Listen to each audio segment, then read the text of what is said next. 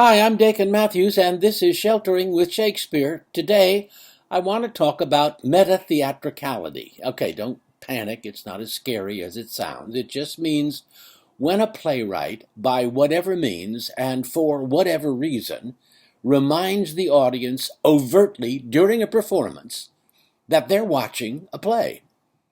I'm going to focus on when Shakespeare does it and what it might mean when he does it. The most obvious example is probably when there's a play within a play. The audience can't help but notice that the situation on stage, with an audience and a play, is very much like the experience they're going through even as they watch and listen. Almost all of Taming of the Shrew is a play within a play, except for the first framing scene.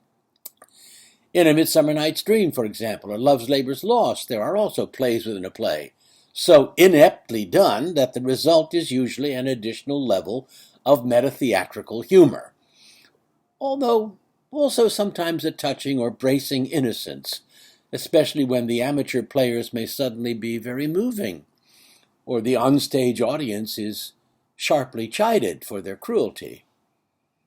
And sometimes meta-theatricality is for a moment of self-referential humor, as when, for example, after the gulling of Malvolio in Twelfth Night, a character notes, "If this were played upon a stage now, I could condemn it as an improbable fiction." This, of course, appeals to the common audience, including the groundlings, and at the same time offers a little extra frisson to the more educated who know Aristotle's Poetics. Sometimes a meta-theatrical moment is for sharp irony, as when Brutus, after assassinating Caesar, wonders, "How many ages hence will this our lofty scene be acted over in states unborn and accents yet unknown?" Which is actually what's happening, although future audiences may not find the scene so lofty or admirable as Brutus does. When characters deliberately break the fourth wall to talk to audiences, which is a technique as old as English theater itself, there is a kind of unacknowledged meta-theatricality in play, but sometimes it becomes more than that. As when Iago's plottings and self-justifications engage the audience members almost as co-conspirators, something they oddly enjoy, even as they would, if called upon it, deny their complicity. Even the earliest plays do that, as when Richard III similarly engages his audience in his evil machinations. But real hardcore meta-theatricality became, I think, of particular interest to Shakespeare in his later plays, when he indeed turned his hand to improbable fictions in the romances. Leontes, engaging with the audience after he becomes convinced he's a cuckold, turns savage and accusatory as he insists, perhaps looking directly at the audience, that many a man there is, even at this present, now, while I speak this, holds his wife by the arm and little thinks she has been sluiced in his absence by his neighbor, by Sir Smile, his neighbor. And the men in the audience must feel that he is suddenly talking to them, not fictionally, but really. And the effect is jarring, achieved through meta-theatricality. As it is when Hermione, in one of her rare complaints, characterizes herself as suffering more than a character in a history play, and standing and prating for who please to come and hear, and suddenly the audience feels itself one with the fictional gaping attendees at her actual trial. And these are striking theatrical effects, yes, achieved in performance through meta-theatricality.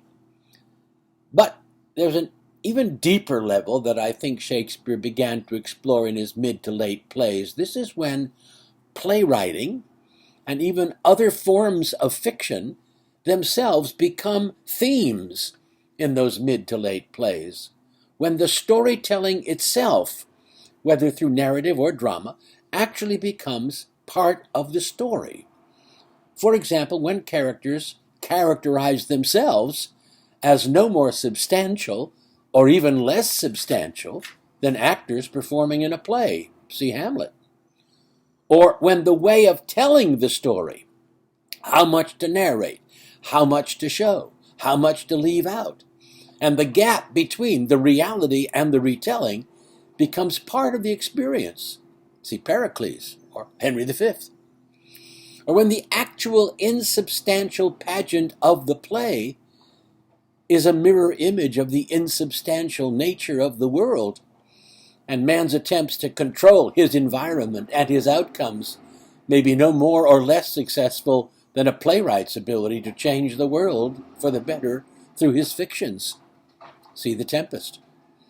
Or when the actual task of all fiction is to tell curative lies, while insisting that in life, no less than in art, lies may be a necessity, while at the same time highlighting both the untrustworthiness and incredibility of the fiction, while acknowledging the potency of the untruths.